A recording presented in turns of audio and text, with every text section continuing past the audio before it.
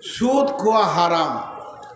তো সব থেকে বড় সুদখোরের নাম হচ্ছে হজরতে আব্বাস রাদিয়াল্লাহু তাআলা আনহু, রসুলের নিজের চাচা। আরবে এত বড় সুদখোর আর কেউ ছিল না, বুঝছেন। কিন্তু হজরতে আব্বাস যখন কালেমা পড়লেন, নিজেকে পবিত্র করতে গেলেন, রাসূলুল্লাহ সাল্লাল্লাহু আলাইহি সাল্লামের কাছে তৌহিদের পানিতে গোসল করতে গেলেন, তো উনি আল্লাহ রসুলের কাছে কালেমা পড়লেন, আশহাদু আল্লা ইলাহা ইল্লাল্লাহু ওয়া আশহাদু আন্না মুহাম্মাদান আবদুহু ওয়া রাসূলুহু। কালেমা পড়া হয়ে গেল। কালেমা যে শেষ হয়ে গেল, বিশ্ব নবী ঘোষণা দিয়ে দিলেন, ও আরবের মাটির লোক, আমার চাচা এতদিন বেঈমান ছিল, সে সুদের ব্যবসা করেছে, আজকে সে কালেমা পড়ে নিয়েছে, আর আমার চাচা সুদ খাবে না, এমন গোসল করেছে, আর ময়লার সঙ্গে নিজেকে মিশাবে না। অতএব তোমরা যারা আমার চাচার কাছে টাকা ধার নিয়েছো সুদের ওপরে, তারা আজ থেকে শুনে নাও, তোমাদেরকে আর সুদ লাগবে না, শুধু আসলটাই দিলে হয়ে যাবে। এই ঘটনা যখন বিশ্বনবী বলে দিলেন আরবের লোককে, তখন একজন দৌড়ে গিয়ে বলছে, ও আব্বাস, তুমি কি বড় লস করলে আব্বাস, তোমার ভাতিজা, তোমার ভাইপো, তোমার ভাস্তা এমন ঘোষণা করে দিল মজলিসে, আমার চাচার আর সুদের টাকা লাগবে না, তোমার তো লাখ লাখ টাকা লস হয়ে গেল।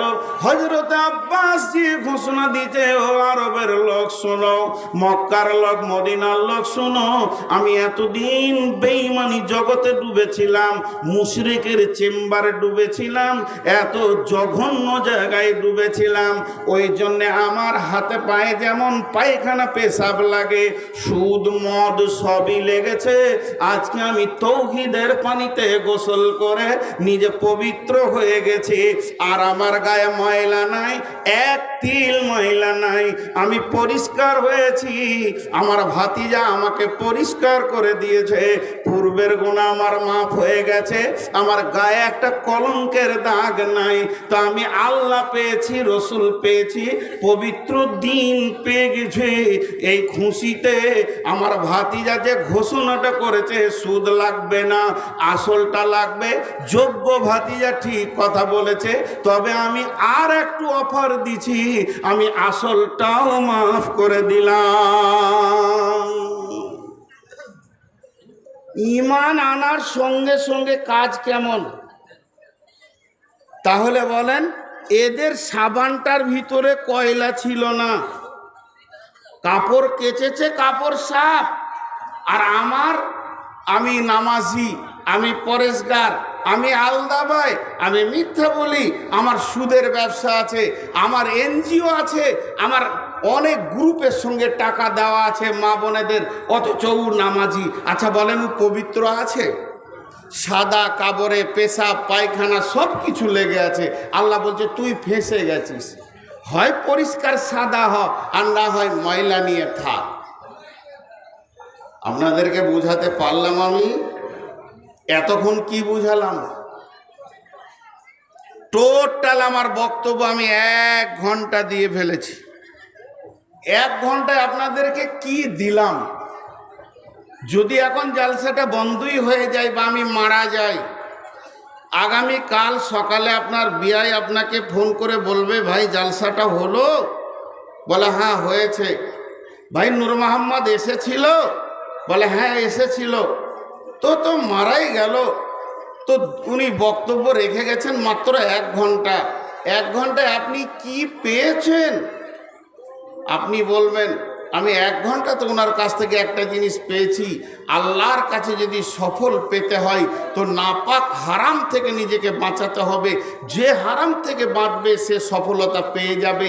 আর সফলতাটা কত গুরুত্ব, সফলতাটা কত গুরুত্ব, সফলতাটা কত গুরুত্ব, সফলতাটা কত গুরুত্ব। ওহি বন্ধ হয়ে গেছে, নতুন হাদিস তৈরি হচ্ছে না, কিন্তু আল্লাহর তরফ থেকে সফলতার ডাক প্রতিদিন 5 বার চলছে। চলছে কি চলছে না? এরা হ্যাঁ না বলে না। আর ওই বেটা ছেলেটি ওই দিকে দাঁড়িয়ে আছে, তোদের শাশুড়ি ওইদিকে আছে নাকি রে? বেয়াদবের দল, পানি খায় আছে বলে। বাস আর কতক্ষণ? 10 মিনিট লাগে। আমার কতক্ষণ? আর কতক্ষণ? ওরা বলছেন না তো। আর কতক্ষণ? আমাকে দুটো কালেকশনও করতে হবে, সময়টা বলবেন তো সেরকম করে হবে। দেখেন উঠছেন কে? ওই মিয়া বই আছেন বাংলাদেশের ভাষা। জি বসেন বসেন। হ্যাঁ কি হলো?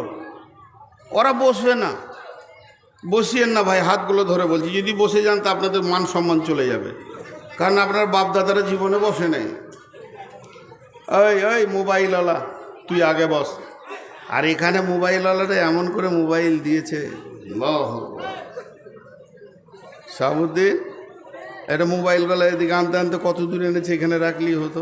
আর বলবো না কিছু। জি আপনারা আমার সঙ্গে 2-3টি প্রশ্ন করে আমি জানবো যে এত দূর কি বুঝলেন। সফলতার ডাক বন্ধ হয়েছে? বলেন বন্ধ হয়েছে? আর যে নিজেকে সমস্ত হারাম থেকে মুক্তি করতে পারবে সে বেঁচে যাবে, সফলতা পাবে। আর যে গোলতাল মিলিয়ে থাকবে ও পাবে না। এই পর্যন্ত বক্তব্য হলো। জি না আর আধ ঘন্টা না না 15 মিনিট যায় না, এরকম করিয়েন না। তাহলে এটাই শেষ বছর আপনাদের সঙ্গে। মানে আমি একটা সুগারের রুগী, 480 সুগার নিয়ে বকছি, আর এই টেনশন করে নেবো না। পরিষ্কার কথা। 2.5 ঘন্টা অত আমার বাপেরও দম নাই যে 2.5 ঘন্টা আপনাদের এখানে বকতে আসবো। 2 ঘন্টা 1.5 ঘন্টা এই সব জায়গায় বললাম এবছর 1.5 ঘন্টা। হ্যাঁ না পারবো না 2 ঘন্টা। মেশিন লয় মানুষ, চাপ সৃষ্টি করবেন না, পেছন থেকে বলে দিচ্ছি। তাহলে আপনারা কি হলো? জি বলেন, কিছু বলছেন? আপনাকে জিজ্ঞেস করছি, কিছু বলছেন?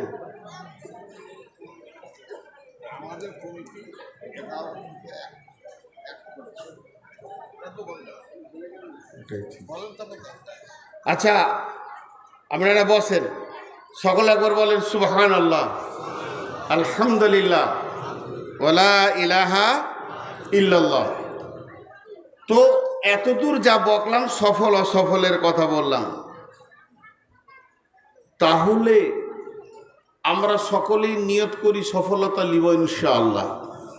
মাঝে একটা দাওয়াত আপনাদেরকে দিই, 30 সেকেন্ডের মতো বা 1 মিনিটের মতো, এটা বক্তব্যের বাইরে। কারণ রাসূলুল্লাহ সাল্লাল্লাহু আলাইহি সাল্লাম রমজানের 6 মাস আগে থেকে দাওয়াত দিতেন এবং রমজানের প্রস্তুতি নিতেন। আমাদের রমজান আর খুব বেশি 28 দিন মতো আছে নাকি, 1 মাস নেই। তো সকলকে আমি রোজা রাখার দাওয়াত দিচ্ছি এবং আমিও রোজা রাখবো। আল্লাহ আমাদের প্রত্যেককে রোজা রাখার তৌফিক দান করুন। রোজা রাখবো ইনশাআল্লাহ। জোরে বলেন ইনশাআল্লাহ। স্বতঃস্ফূর্তভাবে খুশিতে রোজা রাখবো ইনশাআল্লাহ। যে রোজা রাখবেন না হাত তুলেন।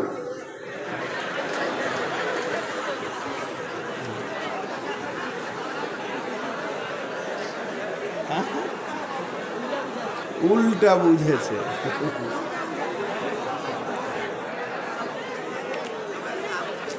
জি ইনশাআল্লাহ রোজা রাখবো। বাস এটাই আমার ছিল আপনাদের কাছে রোজার দাওয়াত। আপনারা আমার জন্য দোয়া করবেন যেন আমি সুস্থ হালে ভালোভাবে রোজা রাখতে পারি। আপনাদের জন্য আমি দোয়া করব যেন আল্লাহ আমাদের প্রত্যেককে সুস্থ হালে সুন্নতে রসুলের উপরে আমার নবী যেমন করে রোজা রেখেছেন ওইরকম রোজা রাখার তৌফিক দান করুন। আল্লাহুম্মা আমিন।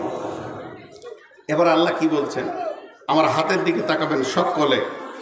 বিসমিল্লাহির রহমানির রহিম।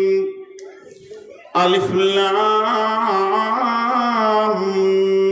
মিম। যালিকাল কিতাবু লা রাইবা ফীহি হুদাল লিল মুত্তাকিন আল্লাযীনা ইউমিনুনা বিল গায়বি ওয়া ইউকিমুনাস সালাতা ওয়া মিম্মা রাযাকনাহুম ইউনফিকুন والذين يؤمنون بما أنزل إليك وما أنزل من قبلك وبالآخرة هم يوقنون আল্লাহ কয়টা কথা বললেন? 8টা। কয়টা বললেন? সবাই বলি কয়টা বললেন? 8টা। 8টা কথা বলার পর আল্লাহ কি বলছি দেখেন, উলাইকা আলা হুদাম মির রাব্বিহিম ওয়া উলাইকা হুমুল মুফলিহুন।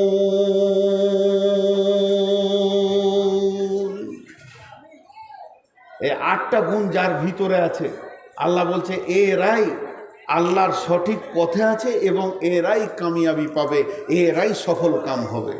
কে বললেন? তাহলে আমাদের ভিতরে কটা গুণ থাকতে হবে? 8টা।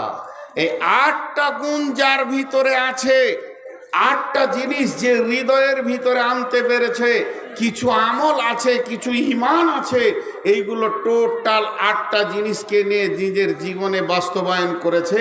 আমার আল্লাহ বলছেন পৃথিবীর কোনো লোক বলেনি, আমাকে সারা দুনিয়া যদি আঙুল তুলে বলে যে নূর মোহাম্মদ তুই বেঈমান, আমার আল্লাহ বলছে তুই ইমানদার, কোনো টেনশন নাই।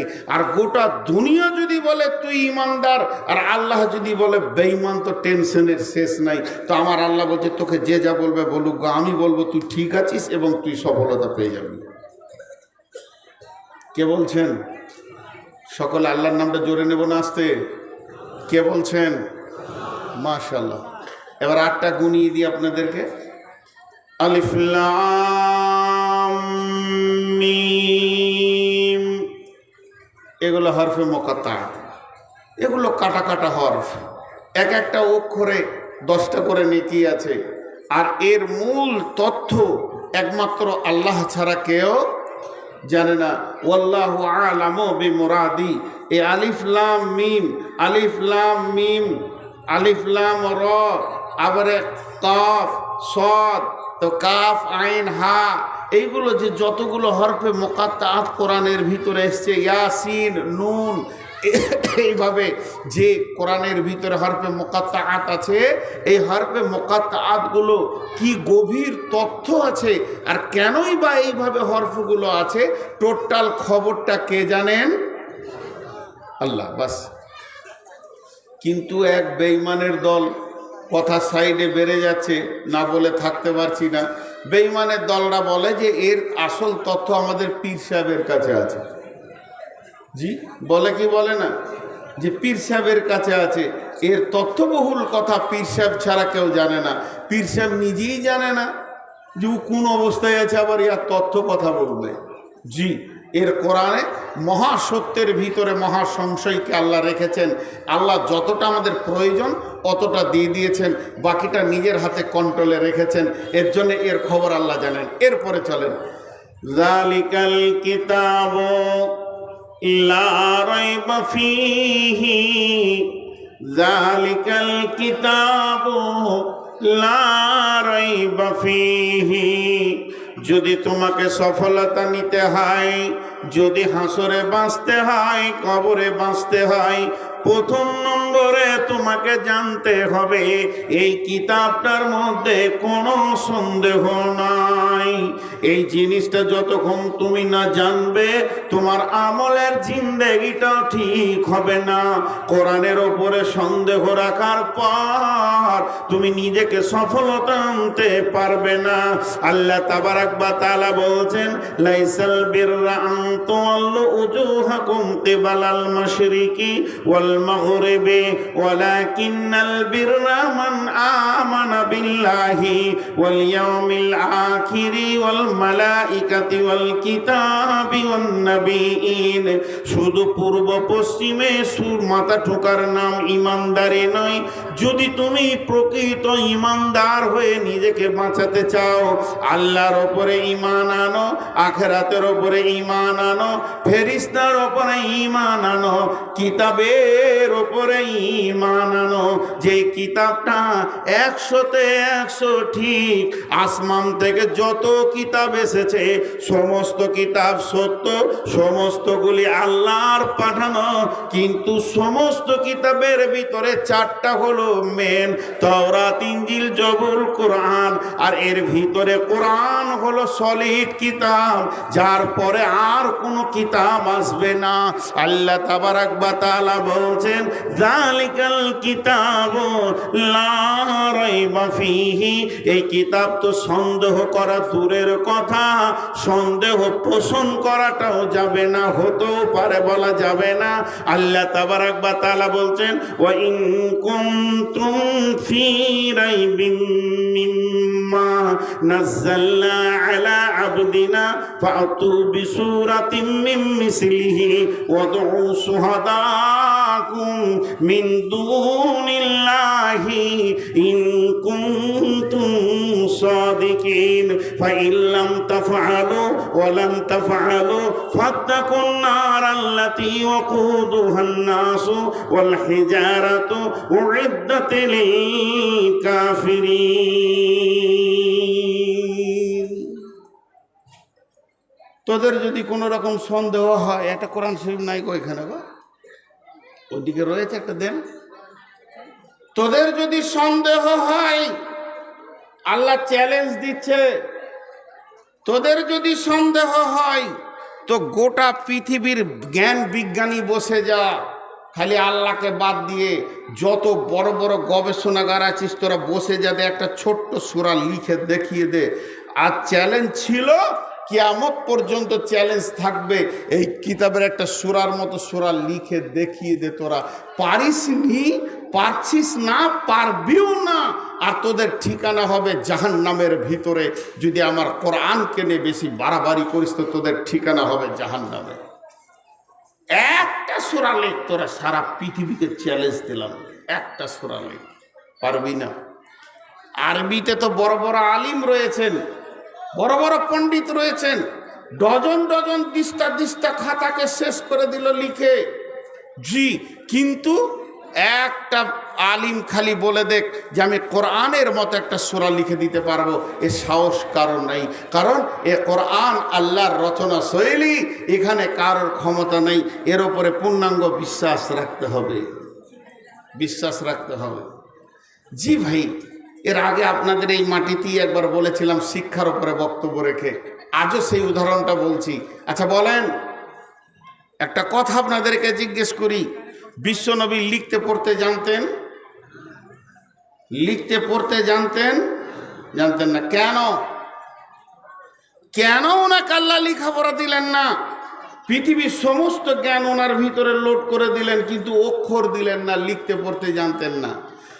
লিখতে পড়তে যে জানতেন না তার অনেক দলিল আছে, কিন্তু আল্লাহ বলছেন, হুয়াল্লাযী বা'আসা ফিল উম্মিয়িনা রাসূলাম মিনহুম, তোমাদের ভিতর থেকে আমি একজন উম্মি নবী দিলাম। তবে এটা বলবেন না তিনি মূর্খ ছিলেন, এটা বলবেন না তিনি অজ্ঞ ছিলেন, নাউজুবিল্লাহ সুম্মা নাউজুবিল্লাহ, তিনি পণ্ডিত ছিলেন, পৃথিবীর সেরা পণ্ডিত ছিলেন, কিন্তু আল্লাহ তাকে অক্ষর দেননি, বিনা অক্ষরই তিনি ছিলেন। কেন? ছোট্ট করে একটা উদাহরণ দিই। এখান থেকে একজন আমাকে একটা চিঠি লিখেছে বর্ধমানে, গোটা চিঠিটা পড়লাম, শেষকালে নিচে 2-4টা খারাপ কথা লেখা আছে যে তোকে যদি কোনোদিন শঙ্করপুর শেরপুর এলাকায় পায় তো ভালো করে জুতাবো। আমার মনে রাগ হলো, চিঠিটাকে আমি ভালো করে রেখে দিয়েছি যে ওই এলাকায় গেলে দেখাবো। নিয়ে এসে মৌলানা ভাইকে বলছি, ভাই আপনার কি দোষ করেছে, এটা লিখলেন কেন? কেন আপনি লিখলেন? উনি একজন আলেম মানুষ, চট করে আল্লাহর কসম খেয়ে নিলেন, ভাই আমি আল্লাহর কসম বলছি আমি ওটা লিখিনি।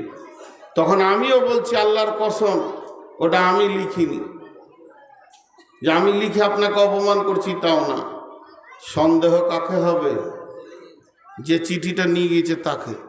যাদের ভিতরে ঝগড়া লাগাইছে ওই সন্দেহ হবে কি হবে না?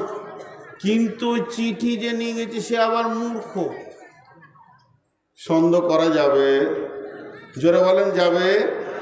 তা আল্লাহ তাবারাক ওয়া তাআলা বলছেন এই মহা সত্য চিঠিটা রে আমার গোলাম ও আমার বান্দা বান্দি, তোদেরকে আমি দিয়ে পাঠালাম, তোদের কাছে আমি পৌঁছালাম, কিন্তু যাকে আমি পিয়ন বানালাম তাকে মূর্খ করে দিলাম। এই জন্যে পৃথিবীর কেউ বলবে না যে নবী মুহাম্মদ সাল্লাল্লাহু আলাইহি সাল্লাম 2 কলম লিখে দিয়েছে।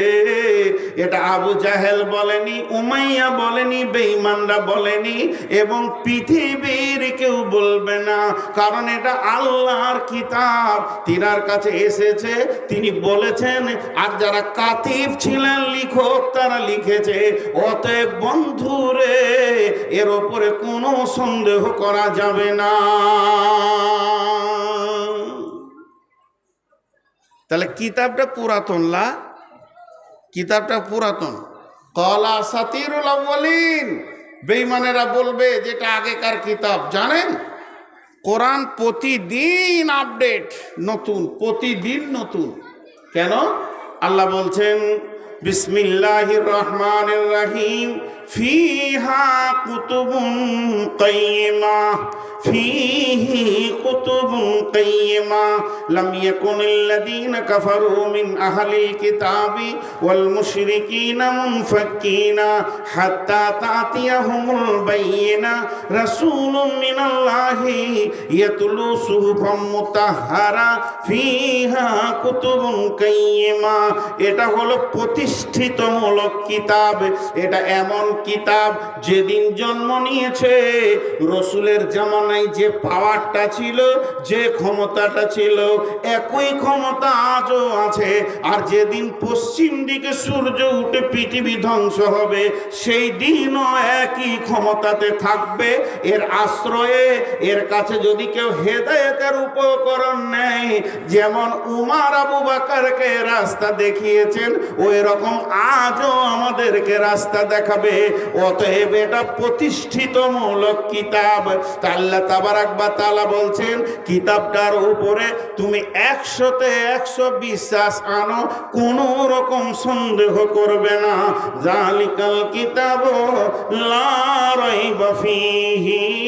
এবার 2 নম্বরে বলছেন হুদাল লিল মুত্তাকিন, যে ভীতু হবে, আল্লাহকে ভয় করবে, এই কিতাব তাকে আল্লাহর রাস্তা দেখাবে। কিতাবকে প্রশ্ন করেন তুমি এসেছিলে কখন আর কেন এসছো? কিতাব উত্তরে বলবেন বিসমিল্লাহির রহমানির রহিম, শাহরু রমাজান আল্লাযী উনজিলা ফীহিল কুরআনু হুদাল লিন্নাস। আমি রমজান মাসে এসেছি, রমজান মাসে নাজিল হয়েছি, রমজান মাসে আসতে শুরু করেছে।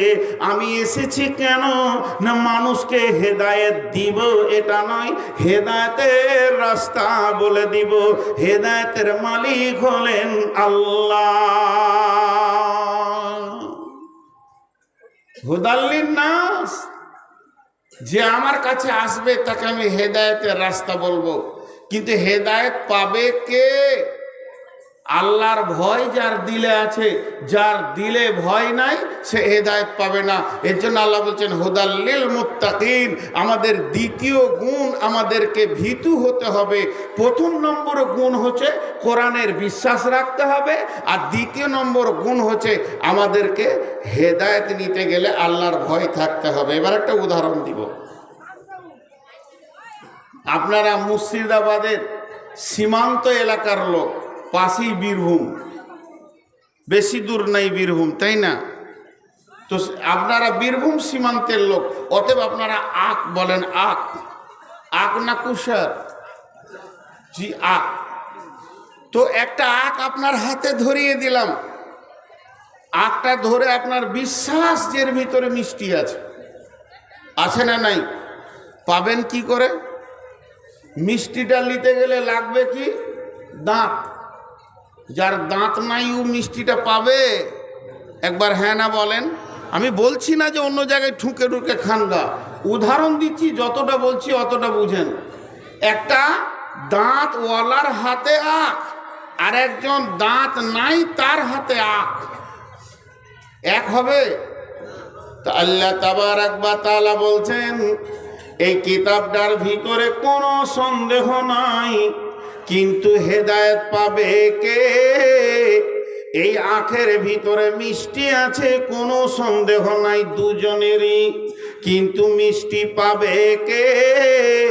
যার দাঁত আছে সে আখের ভিতরে মিষ্টিটাকে চুষে বের করে জান ঠান্ডা করে নেবে, পেট ভরিয়ে নেবে। কিন্তু যার দাঁত নাই, জানে যে এর ভিতরে সব কিছু আছে, লাভ তার হবে না। তেমনি গিরিশচন্দ্র সেন গোটা কোরআনের তর্জমা করলো, দাঁত ছিল না, হেদায়েত পেল না। যেহেতু গিরিশচন্দ্র সেনের কাছে আরবি ছিল, আরবি জ্ঞান ছিল, বাংলাতে তার তর্জমা করে দিল। কিন্তু বন্ধুরে, তার ভিতরে আল্লাহর ভয় ছিল না, এই জন্যে এত বড় মিষ্টি কিতাবকে সে তর্জমা করলো, কিন্তু তার জিবে একটুকু মধু লাগলো না। আর হযরতে ওমরের ভিতরে আল্লাহর ভয় ছিল, গোটা কোরআন তর্জমা করেননি। বিসমিল্লাহির রহমানির রহিম, ইন্নানি আনাল্লাহ লা ইলাহা ইল্লা আনা ফা'বুদুনি ওয়া আকিমিস সালাতা লিযিকরি। একটা আয়াত শুনলো উমর, আর তার জীবনটা গোটা চেঞ্জ হয়ে গেল। ওরে এত মধুর জিনিস আর পৃথিবীতে কিছু নাই। কথার কি গাঁথুনি রে! আল্লাহ তার নিজের পরিচয় দিয়ে বলছে যে তোরা আমাকে স্মরণ করবি তো সালাত আদায় কর। একখানা আয়াতে এত মধু লেগে গেল উমারকে। উমার তার বোন আব্দুল্লাহ ভাইকে বলছে, চল চল চল, আমি যে নবীর মাথা নিতে এসেছি তার কাছে চল। আমি মাথা নিব না, বরং মাথা তাকে দিয়ে দিব রে। তার মানে হচ্ছে এই কিতাবের ভিতরে সন্দেহ থাকলে চলবে না। দ্বিতীয় নম্বর হচ্ছে আল্লাহর ভয় থাকতে হবে। যার দিলে আল্লাহর ভয় আছে, ও এই কিতাব থেকে হেদায়েতের রাস্তা খুঁজে পাবে। আর যার দিলে আল্লাহর ভয় নাই, ও এই কিতাবকে তর্জমা করে শেষ করে দিবে, কিন্তু হেদায়েতের রাস্তা পাবে না। আমি বহু জালসায়, বহু ইউটিউবে বলেছি, আপনারা সার্চিং করলে পাবেন আমি ফটো দিতে পারি না। ফটো দিই না নয়, দিতে পারি না। কেন পারি না? ইলম নাই, জ্ঞান নাই। যতটা পরিমাণ জ্ঞান থাকলে একটা লোক ফটো দিতে পারবে, ওই পরিমাণ জ্ঞান আমার নাই। কিন্তু দুঃখ করে একটা কথা আপনাদের সামনে বলছি, যারা আমার এখানে আলিম আছেন তাদের আমি জুতা সুজা করার লোক। এটা আমার আনন্দের বিষয় যে আলিমগুলো আমাকে জুতা সুজা করতে দিচ্ছে, এটা আমার বিরাট সৌভাগ্য। আমার মতো গাধার জুতা সুজা করারও ক্ষমতা নেই। তারপরও একটা কথা বলছি, একই মাদ্রাসা থেকে আজকে কতগুলো ছেলেকে ফারেক করলেন আপনারা, মেহনত করে টাকা দিয়ে তাদেরকে পাস করিয়ে দিলেন। দেখবেন এর মধ্যে 20টা ছেলে আছে, তার মধ্যে 18টা ছেলে আল্লাহর ভয়ে দুনিয়া করছে, আর 2জন সুদে নেমে গেছে, আর কিছু করছে। কারণ ও আখ এনেছে, দাঁত নাই, মিষ্টি পায়নি। আলিম হওয়ার পরও পথভ্রষ্ট অনেকজন হয়ে যায়। তার কারণ কি? এই কদিন আগে ফেসবুকে দিয়েছিল একজন আলিম, আল্লাহ জানে তার কি আছে। আমাদের বীরভূমের একজন আলিম গলায় দড়ি নিয়ে মরেছিল। তো পরবর্তীকালে শোনা গেল যে আমরা হঠাৎ অবাক হয়ে গেছিলাম যে উনি আলেম মানুষ গলায় দড়ি নিলে কেন, হালাকে তা নয়। ঘটনাটা হচ্ছে মেন্টাল রুগী, মানে ওনার ব্রেন শর্ট হয়ে গেছিল, প্রায় 1 মাস পাগল হয়ে ঘুরছিল, পাগল অবস্থায় নিয়েছে, তো আল্লাহ মাফ করবেন। তারপরে আছে আমাদের ইলামবাজার থানার মধ্যেই। তারপরে আমার একজন আত্মীয় রেলে কেটে মারা গেল, কিন্তু হালাকে ও রেলে মাথা দিতে যায়নি, পাগল হয়ে গেছিল, লাইনে হাঁটছিল। বাস কেটে গেছে।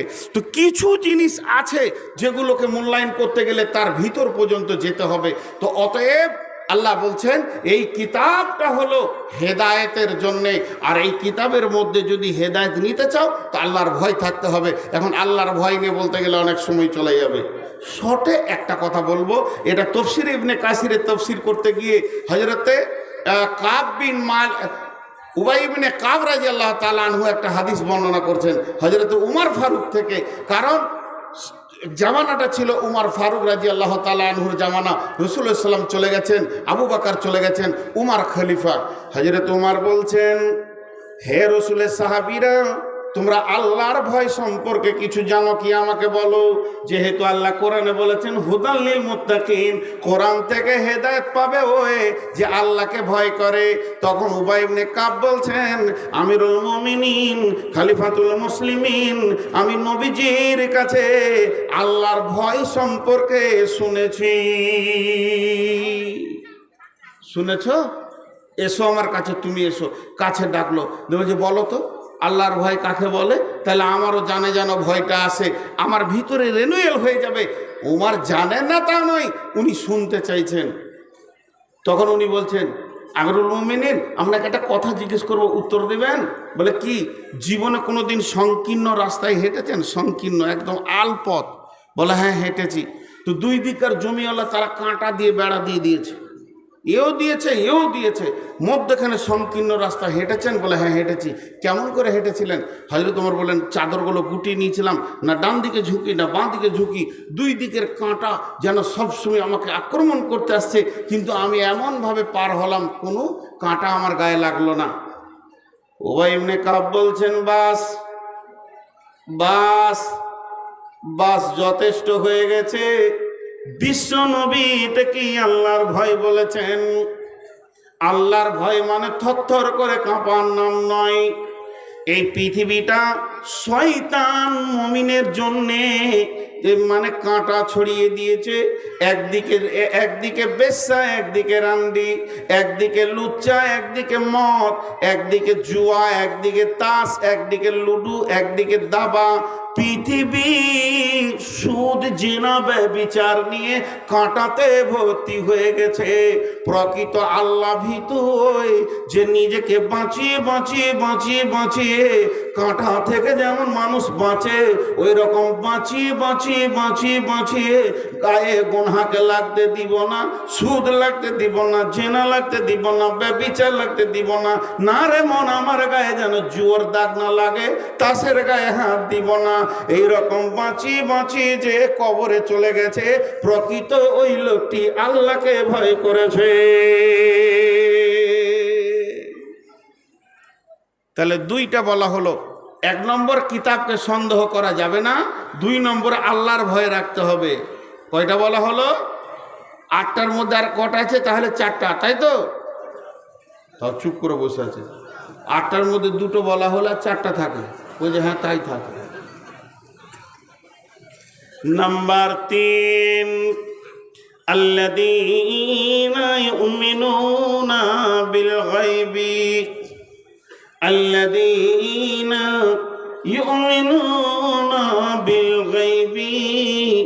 আল্লাহ বলছেন ওই লোকেরা সফলতা পাবে রে, বেঁচে যাবে রে, যারা অদৃশ্যের ওপরে ঈমান এনেছে।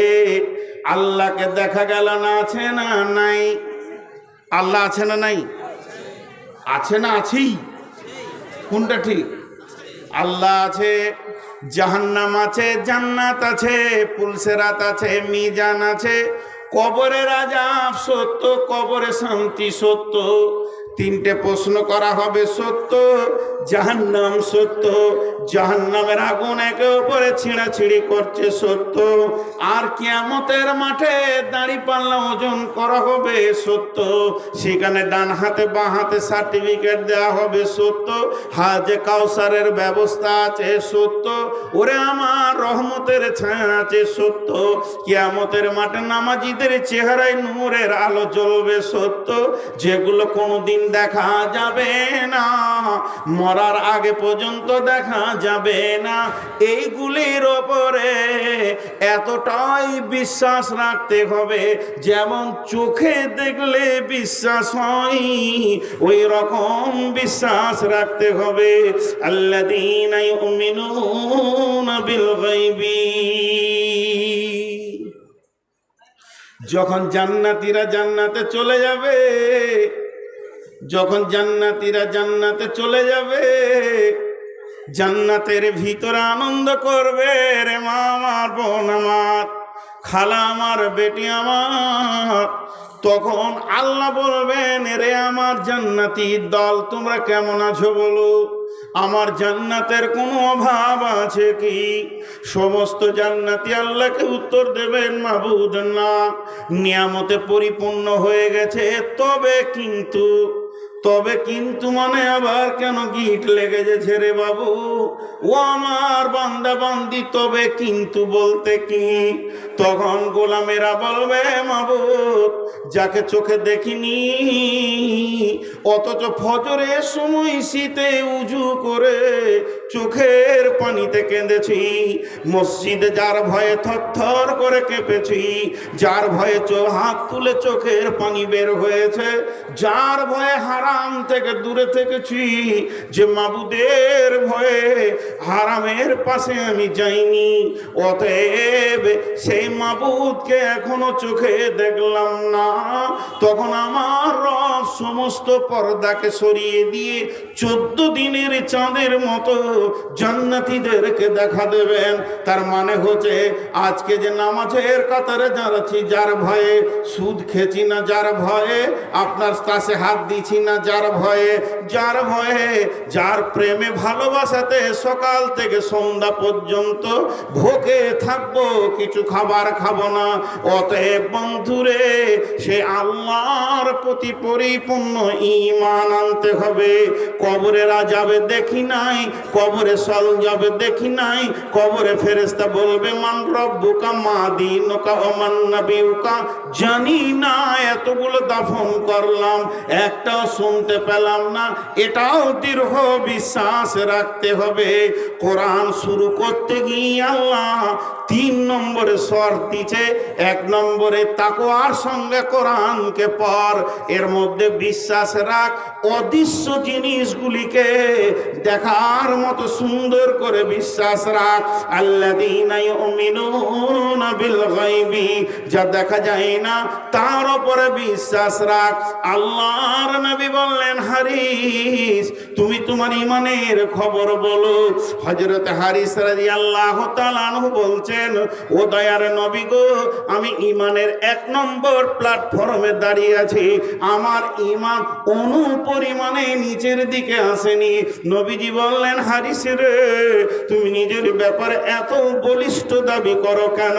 হযরত হারিস বলছেন, দয়ার নবী গো, আমি আজ সকাল থেকে সন্ধ্যা পর্যন্ত আমার দিনটা কেমন গেছে শুনেলেন? আপনি এবং আল্লাহ জান্নাতের কথা যেমন যেমন যেমন যেমন বলেছেন, আমি যেন ওই রকম জান্নাতকে দেখতে পেয়েছি। আঙ্গুরের থোকাগুলো যেন ঝুলছে, আমি 2 নজরে দেখছি। আপনার কথা, আল্লাহর কথা, আর আমার চোখ যেন তিল পরিমাণ এধার ওধার নয়। আপনি জাহান্নামের কথা যেমন বলেছেন, আমার আল্লাহ জাহান্নামের কথা যেমন বলেছেন। ও দয়ার নবী গো, আমি হারিস যেন জাহান্নামকে 2 চোখে দেখছি, আগুন ছিঁড়াছিঁড়ি করছে, গর্জন মারছে। আমার নজর আর আপনার মুখের ভাষা আর আল্লাহর ভাষা এতটুকু তিল পরিমাণ কম বেশি ছিল না। নবীজি বলেন, হারিস রে, তুমি যে ঈমানের দাবি করেছ, তোমার দাবিটা হলো সত্য।